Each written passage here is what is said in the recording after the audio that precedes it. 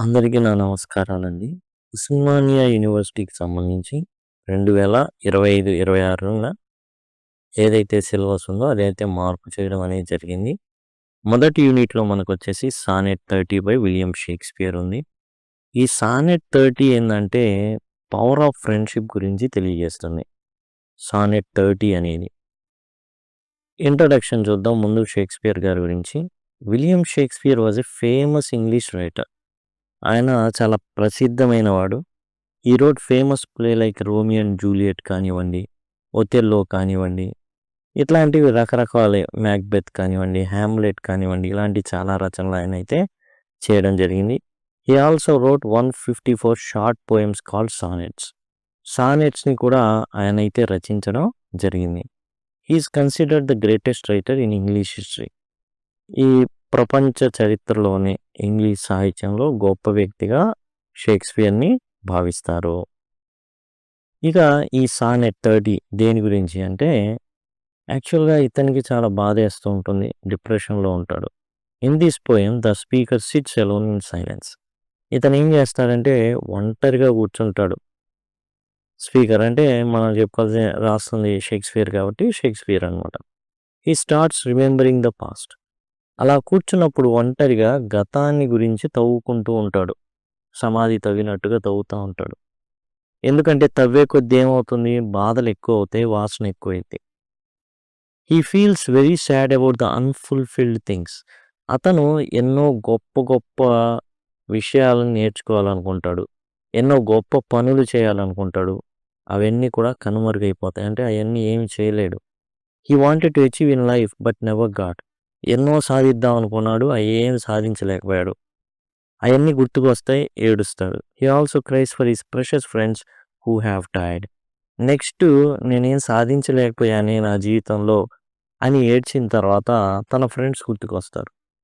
వాళ్ళు ఏమైనా బ్రతికున్నారా అంటే లేదు, చనిపోయి ఉన్నారు. ఇక ఒక్కో ఫ్రెండ్ని తలుచుకొని ఏడుస్తూ ఉంటాడు. These sad events happen a long time ఎగో. ఇదేదో నిన్నో మొన్నో జరిగింది కాదు, సంవత్సరాల క్రితం జరిగింది. కానీ ఇతను మాత్రం ఫ్రెష్గా ఏడుస్తూ ఉంటాడు ప్రతిసారి. But he feels pain freshly. అప్పుడే అయిన గాయంలాగా అతను ఏడుస్తూ ఉంటాడు. As if it is happening right now. ఇప్పుడే తన ఫ్రెండ్ చనిపోయినట్టు, ఇప్పుడే ఏందో 10th క్లాస్ తప్పినట్టు, డిగ్రీ తప్పినట్టు, ఇంటర్ తప్పినట్టు, అట్లా కుళ్ళి కుళ్ళి ఏడుస్తూ ఉంటాడనమాట. He describes he sadness like A bank account where he has to pay for his sorrows again and again. ఎలా చెప్తాడంటే ఒక బ్యాంక్ అకౌంట్ ఉంది. ఆ బ్యాంక్ అకౌంట్‌కి ఏదైతే అప్పు ఉంటే మనం వడ్డీ ఎలా కడతామో అలా ఈ దుఃఖాన్ని కూడా చింతిస్తూ ఎప్పుడు ఏడుస్తూ తన ఏడుపుని ఒక వడ్డీలాగా చెల్లిస్తూ ఉంటాడు. He feels hopeless and heavy hearted. చాలా డిప్రెషన్‌లో ఉంటాడు. చాలా హృదయం భారం అయిపోతుంది. However the poem has happy ending. అయితే ఇక్కడ ఈ పోయెంలో ఎండింగ్ ఎలా ఇచ్చాడు అంటే ఏడుపుతో ఇవ్వలా, నవ్వుతోనే ఇచ్చాడు. In the last 2 lines the speaker thinks about his dear friend. తన ప్రాణమిత్రుడిని గుర్తు తెచ్చుకుంటాడు. Suddenly all his sadness vanishes. వెంటనే తన యొక్క బాధలన్నీ మాయమైపోతాయి. అప్పుడు దాకా చీకటి కమ్మినటువంటి తన గుండెలో వెలుగు వస్తుంది. బాధలన్నీ పోతాయి. హృదయం అంతా చాలా ఆనందంగా నింపబడిపోతుంది. The memory of his friend heals his pain and restores everything he felt he had last.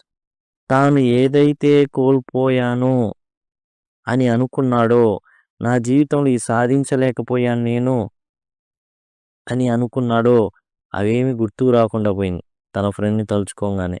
తన ఫ్రెండ్‌ని తలుచుకోంగానే ప్రతి బాధ మాయమైపోయింది. ప్రతి నొప్పి మాయమైపోయింది. అండ్ అన్నీ తిరిగొచ్చేసినాయి మళ్ళీ. హృదయంలోకి ఆనందం, సంతోషం, శాంతి, మనశ్శాంతి అన్నీ వచ్చేసినాయి. కంక్లూజన్ ఏం చెప్తాడంటే the poem teaches us that while dwelling on the past brings pain. గతంలో జీవిస్తే మనకేమొస్తుంది, నొప్పి, బాధ తప్ప ఇంకేం ఉండదు. చాలామంది గతంలోనే జీవిస్తూ ఉంటారు. ఎక్కడో ఓ చోట ఒక పెద్ద దెబ్బ తగులుతుంది ఆ విషయాన్ని తలుచుకుంటూ. అండ్ కొంతమంది మన అత్యంత ఆప్తులు విడిచి వెళ్ళిపోతారు. వాళ్ళని తలుచుకుంటాను మన జీవితాన్ని జీవిస్తూ ఉంటాం. True friendship has magical power to heal our sorrow. మన బాధని నయం చేయడానికి ఏం కావాలంటే నిజమైన స్నేహం అనేది చాలా ఇంపార్టెంట్ అనేది ఈ సానెట్ 30 వల్ల మనకైతే తెలుస్తుంది. ఇది సానెట్ 30లో ఏం జరిగింది అంటే ఈ సానెట్ 30లో షేక్స్పియర్ తన స్నేహం గురించి, స్నేహం యొక్క గొప్పతనం గురించి చెప్తున్నాడు. ఎప్పుడైనా తాను ఒంటరిగా కూర్చున్నప్పుడు తనకు చాలా బాధేస్తుందని, అది ఎట్లా ఉంటుందంటే ఎవరో ఒక అంతులేనటువంటి అగాధంలో తనను పడేసినట్టుగా ఉంటుందని, బాధ వెంబట బాధ, కన్నీళ్ళు వెంబట కన్నీళ్ళు వస్తానే ఉంటాయి. అరే! నేను జీవితంలో ఏం సాధించానురా? ఏం సాధించలేకపోయా. ఏడుపు. అరే! నా ఫ్రెండ్ చచ్చిపోయాడే పలానా వాడు, పలానా వాడు, పలానా వాడు, పలానా వాడు అని ఏడవడం. ఈ విధంగా ఏందంటే బాధే తప్ప ఆనందం అనేది తనకు లేదు. అలా ఏడుస్తున్నప్పుడు, అలా డిప్రెషన్‌గా వెళ్తున్నప్పుడు తనకి ఓదార్చేవాళ్ళు ఎవరు లేనప్పుడు తన ఫ్రెండ్ జ్ఞాపకం వస్తాడు. వెంటనే తాను కోల్పోయిన సంవత్సరాలన్నిటిని తిరిగి పొందినట్టుగా, తాను ఏదైతే ఫ్రెండ్‌ని కోల్పోయానో ఆ లోటు ఏదైతే ఉందే ఆ భర్తీ చేసేటటువంటిది ఈ ఫ్రెండ్ యొక్క ఆలోచన, జ్ఞాపకాలనమాట. వెంటనే తాను చాలా ఆనందంగా ఫీల్ అవుతాడు. కాబట్టి రైటర్ ఏం చెప్తాడంటే ఇది చాలా చాలా మంచి ఎగ్జాంపుల్ ఏందంటే ఫ్రెండ్‌షిప్ యొక్క గొప్పతనం గురించి. కాబట్టి మంచి బెస్ట్ ఫ్రెండ్ ఉంటే ఏ బాధనైనా మనం మర్చిపోవచ్చు. అండ్ నెక్స్ట్ ఏవైతే ఉన్నాయో అవి కూడా మీకు డిస్కస్ చేయడం జరుగుతుంది. అపాలజీ ఆఫ్ సోక్రటీస్, ప్లేటో ఏదైతే రాశాడో వాటి గురించి చర్చిద్దాం. ఇవన్నీ కూడా మీకేందంటే ప్లే లిస్ట్‌లో పొందుపరచబడినయి. గ్రామర్ అంశాలు అన్నీ కూడా మీరు చూసినట్లయితే ఉస్మానియా యూనివర్సిటీకి సంబంధించి ఏవైతే టాపిక్స్ ఉన్నాయో అవన్నీ కూడా గ్రామర్ టాపిక్స్. గతంలో వివిధ యూనివర్సిటీలు సేమ్ ఉంటాయి. ఇప్పుడు వెబ్ ఫార్మ్స్ ఉన్నాయి. ఎలా రాయాలి? పారాగ్రాఫ్ రైటింగ్ ఉంది. ఎలా రాయాలి? రూల్స్ ఎలా ఉంటాయి? అలానే ఫొనెటిక్స్‌కి సంబంధించి ఓవెల్ సౌండ్స్, కాన్సోనెంట్ సౌండ్స్ అయన్నీ ఉన్నాయి. తర్వాత ఇన్ఫర్మేషన్ ట్రాన్స్‌ఫర్ అనేది ఉంది. టెన్సెస్ అని ఉన్నాయి. పార్ట్స్ ఆఫ్ స్పీచ్ ఉంది.